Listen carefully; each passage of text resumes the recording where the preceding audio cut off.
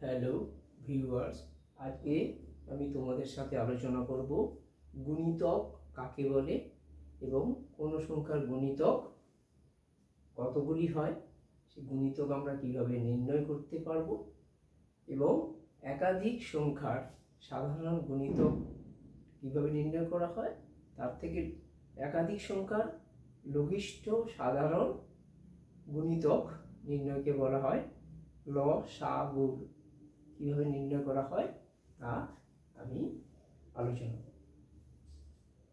প্রথমে লিখব গুণিতক। কি লিখব? গুণিতক।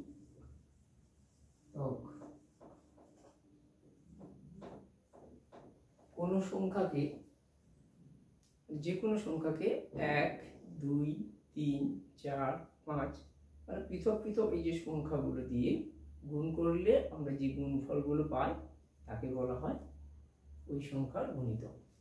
কোন সংখ্যাকে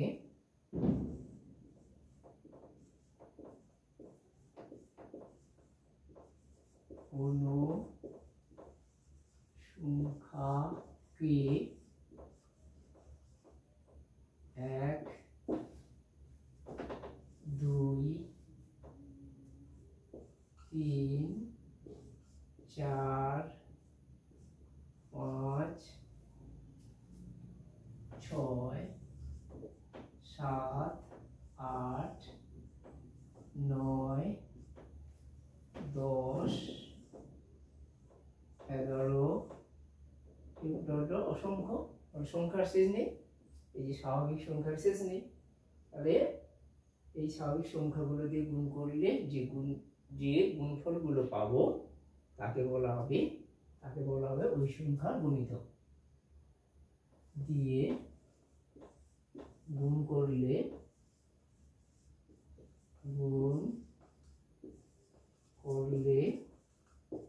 যে গুণফলগুলো পাবো, যে গুণফলগুলি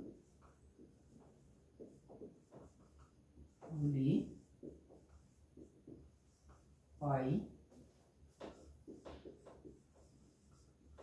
তাদের যে গুণফলগুলো আমরা পাবো সেই গুণফলগুলিকে ওই সংখ্যার গুণিতক বলবো। ওই সংখ্যার গুণিতক বলে।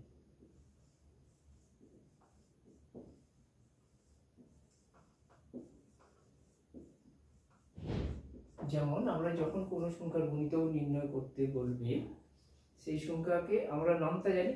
আমরা এই যে নামতাটা হচ্ছে যে এটা গুণের নামতা, সেই গুণের নামতাটা পরপর লিখে গেলেই, গুণ নম্বর লিখে গেলেই তার গুণিতকগুলো লেখা হয়ে যাবে 10টা।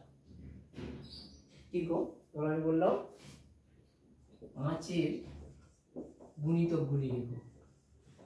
5-এর গুণিতকগুলি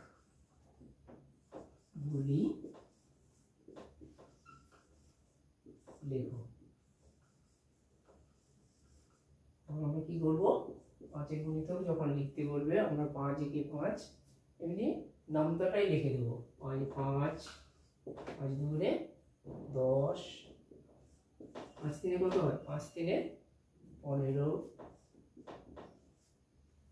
5 চারে 20, 5 5-এ 25, 5 6 30, 5 7-এ 35, 5 8-এ 40, 5 9 45, 5 10-এ 50। 10টা তো আমরা লিখেই ফেলবো। যে কোনো সংখ্যা, আমরা ছোট সংখ্যা হলে সহজেই করতে পারবো। যদি 1 অঙ্কের 2 অঙ্কের সংখ্যা দেয় তখন আমাদের গুণ করে বের করতে হবে। তাহলে অঙ্কে বললো 15 গুণিতকগুলি বের করো। তাহলে 15 গুণিতক বের করতে বলে কি লিখবো? সেখানে যদি আমাদের কোনো উল্লেখ করা থাকে, কেবলমাত্র গুণিতক নির্ণয় করতে বলে, তাহলে আমরা বলার সাথে সাথে উত্তরগুলো লিখে ফেলবো। কি করব? এই যেমন 5 বলছিল, প্রশ্নটা 5-এর গুণিতকগুলি লেখো। লিখে 15 গুণিতকগুলি লেখো। এখন কি লিখবো?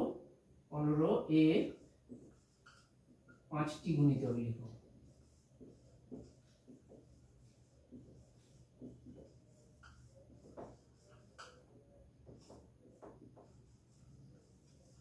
এই প্রশ্ন শেষ। উত্তর সাথে সাথে আমরা কি লিখবো? 15 গুণিতকগুলি হলো বলে লিখবো। ওটা লিখছি না আমি, হলো, তাহলে 15 লিখবো। যে কোনো সংখ্যা সেই সংখ্যা হবে। তারপরে তার পাশে একটা করে শূন্য বাড়িয়ে দেবো। 150, একটা শূন্য বাড়িয়ে দিল, 2 নম্বর হয়ে গেল। আবার আরেকটা শূন্য, দুটো শূন্য বসিয়ে দিলাম, আরেকটা গুণিতক হয়ে গেল। তারপর আবার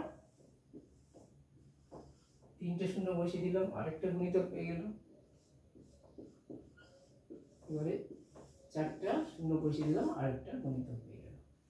তাহলে কত সহজে কোনো সংখ্যার গুণিতক যদি বলাই, আমাদের তিনি প্রশ্ন করার সাথে সাথে তার উত্তর আমরা দিয়ে দেব। কি করব?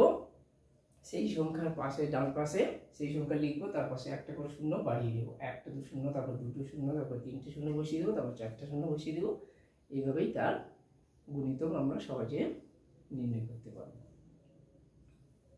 তোমাদের এই চ্যানেলটি ভালো লাগলে তোমরা বেশি বেশি করে লাইক করো, শেয়ার করো, কমেন্ট করো। কারণ এই গুণিতক সংখ্যাটা এখানে শুধু নয়, ক্লাস 7, 8 এ ভীষণভাবে কাজে লাগবে।